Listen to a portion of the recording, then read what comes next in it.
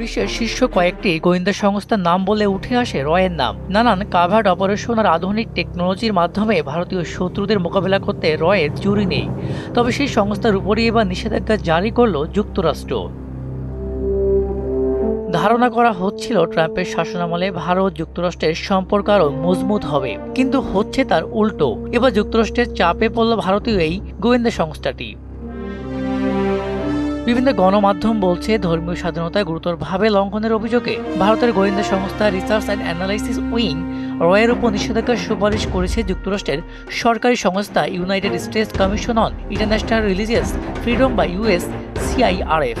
এছাড়াও ভারতের সংখ্যালঘুদের প্রতি আচরণের ক্রমাবনতি হচ্ছে বলেও জানিয়েছে তারা। যুক্তরাষ্ট্রের এই সংস্থা থেকে প্রকাশিত প্রতিবেদনে বলা হয়, হিন্দু জাতীয়তাবাদী প্রধানমন্ত্রী নরেন্দ্র মোদী এবং তার দল ভারতীয় জনতা পার্টি বিজেপি গত বছরের নির্বাচনী প্রচারণায় মুসলিম ও অন্য ধর্মীয় সংখ্যালঘুদের বিরুদ্ধে ঘৃণামূলক বক্তব্য, বিভ্রান্তকর তথ্য ছড়িয়েছে। এছাড়াও কমিশন ধর্মীয় স্বাধীনতা লঙ্ঘনের জন্য ভারতকে বিশেষ উদ্বেগের দেশ হিসাবে আখ্যায়িত করার জন্য যুক্তরাষ্ট্র সরকারকে পরামর্শ দিয়েছে। আর ভারতীয় গোয়েন্দা সংস্থা রিসার্চ অ্যান্ড অ্যানালাইসিস উইং এবং তাদের সাবেক গোয়েন্দা কর্মকর্তা বিকাশ যাদবের বিরুদ্ধে নিষেধাজ্ঞা আরোপের সুপারিশ করেছে। সুদবিহীন ব্যাংকিংয়ে আত্মশুদ্ধির পথ NRBC ব্যাংকের ইসলামিক ব্যাংকিং আল আমিন।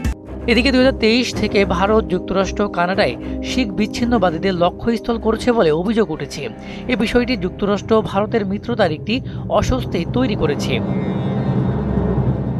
তবে মার্কিন কমিশনের রিপোর্ট প্রকাশের পরপরই কড়া প্রতিক্রিয়া জানিয়েছে নয়াদিল্লি। বলেছে ওই রিপোর্টটি একপেশে এবং রাজনৈতিক উদ্দেশ্যপ্রণীত। তবে রয়ের মতো একটি শক্তিশালী গোয়েন্দা সংস্থা নিষেধাজ্ঞার সুপারিশ আন্তর্জাতিক মণ্ডলে ভারতকে বেশ চাপে ফেলতে পারে বলে ধারণা করছে বিশ্লেষকরা।